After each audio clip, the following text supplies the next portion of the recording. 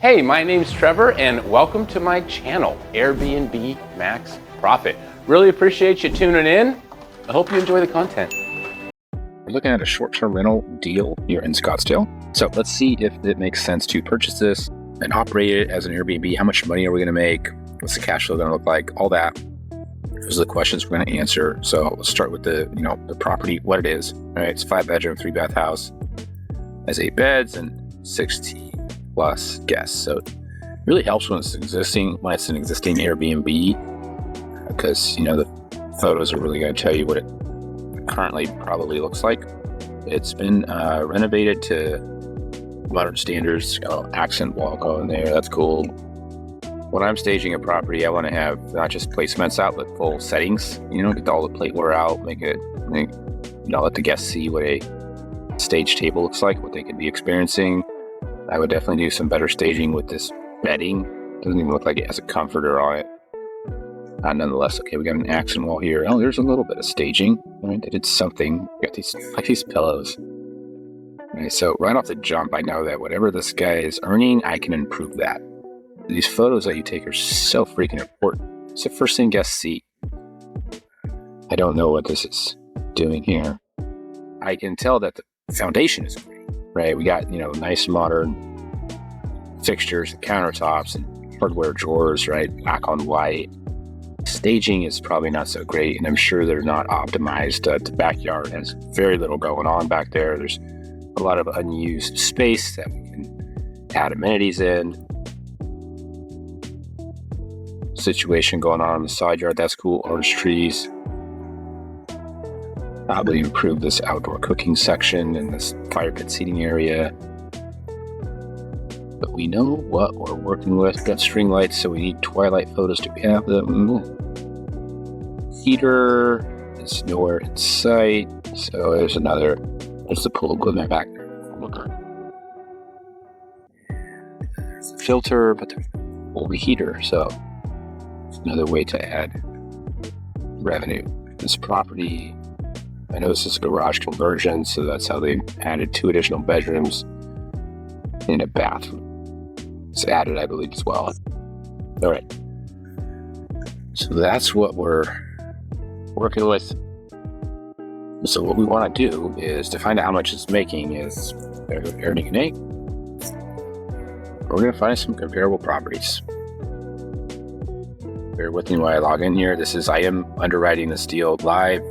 You're going to just see exactly what I go through. I underwrite a deal, determine how much profit can be made, and if it's a yes or no on the buy decision. Not know what the answer is yet for this property. So we're going to find out. So let's start with picking the market. We're in the Scottsdale, Phoenix market. So type that in.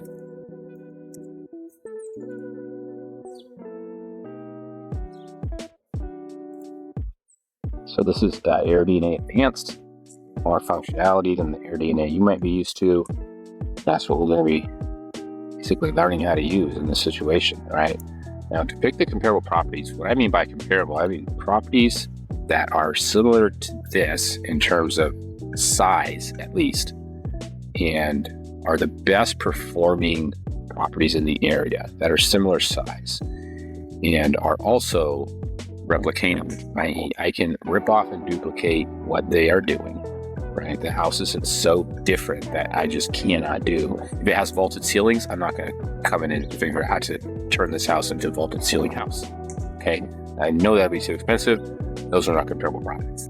Properties that I can rip off and duplicate and are the top performing in my local market, right? So that's what we're going to be identifying here. The first thing we got to set up filters. So we've got the location filter mostly set up. We're going to refine that further. I'm going to allow all types of accommodations. I really want to see properties that are up to 5 bedrooms.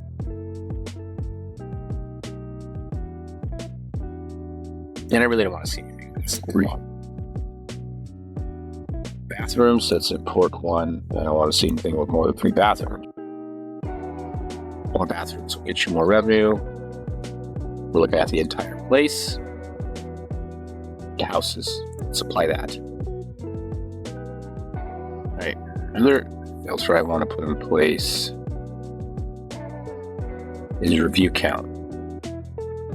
Airdna is pretty good at identifying the trailing 12 revenue full-time Airbnbs. They're used 100% of the time as a short-term rental. Airdna is really good at determining what their trailing 12 revenue is. Now, sometimes, if I don't impose this filter I'm about to impose, often actually, I'll see a few properties that Airdna says, oh, these guys made $500,000. But when I look at the property, it's got 2 reviews. You're not going to earn $500,000 in revenue unless you're providing great guest experience, and you can see that evidence in the reviews. So if you have no reviews, I generally don't believe the revenue number that Airdna is giving it. There are several reasons why there is data misrepresentation, which we're going to dive into as we go through this underwriting process. But for now, I know I can clear out a lot of that crap data by just only looking at properties that have more than 10 reviews. Okay, so I'm going to set that filter and apply it. And as far as amenities go, I'm going to leave them all open. I want to know what's working. Now, if this property didn't have a pool and there's no feasible way to install one, then I wouldn't look at things I would click without a pool.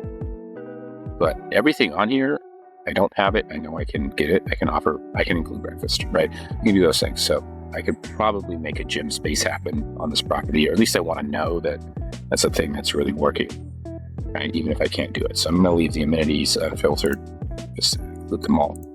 Right now, we still are at 13,000 properties, and that's honestly way too many for me to really select a refined list of comparables. I want to get that around 500. And we're only going to look at the top ones, but I don't want to be comparing the subject property to properties that are way across town, near the football stadium, or near the golf course where waste management happens, right? Like if I'm not near that, then I don't want to be comparing myself to those properties. So we're going to really refine our comparable properties to the local area. Now, this property is in this strip of homes right in this whole section. I'd say everything in here, where I'm kind of circling with my mouse, we can even go down here. Everything in here, pretty fair game. I see properties here doing as well as properties here, doing as well as properties right here. So, looked at the Scottsdale market probably at least 100 times by now. So, you start to see some patterns emerge. So, I'm going to isolate those properties.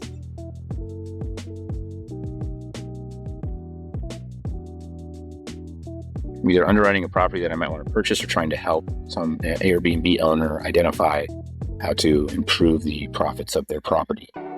This is how we do it. Subject property is up here.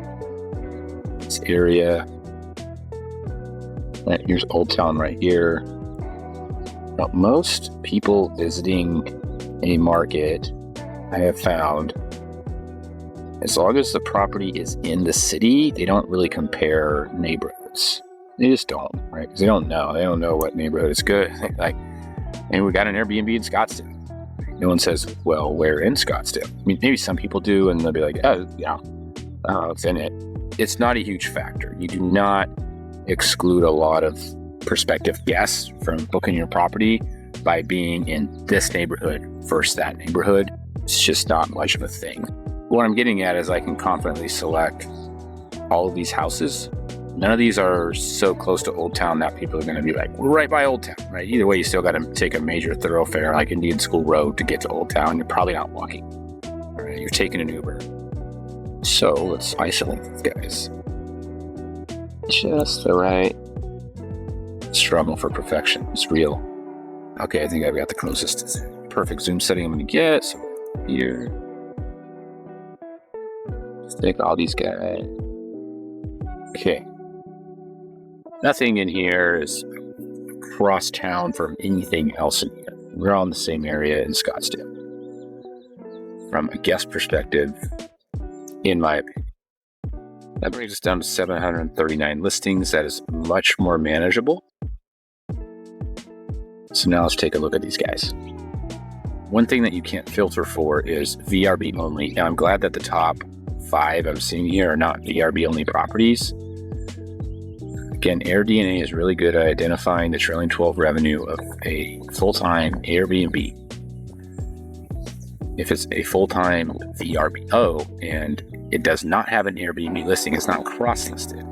It's actually very bad at estimating its trailing 12 revenue, to the point that I just rather use a property on Airdna than it's VRBO, right? It's on Airbnb or cross-listed on both.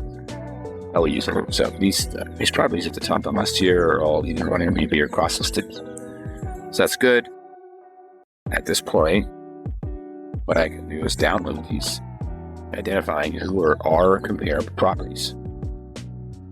So we can see all the listings I just did. We got this list view option right here. This is exportable. This is a Airdna advanced function. And for those of you that like to work in spreadsheets like I do, this is pure gold right here.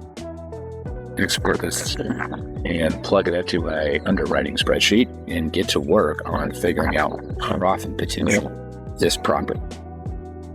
I'm going to select column A, and every column with data in it to the right, copy it, the marching ants so it is on the clipboard, and go over here to my STRU dev template 2. This is free. If you want it, you can have it. Just let me know. Paste into B1. And now we can start identifying which properties are truly comparable to the subject. Let's go on here. My marching ants disappeared. It disappeared from the clipboard. I don't know why. Sometimes this happens when you're playing with fire or spreadsheets. You get burned. Back here. Paste it in. Top property is Goodnight Stays. They have a lot in the area and they have a lot of bad reviews. Why? But let's see if this is one of them.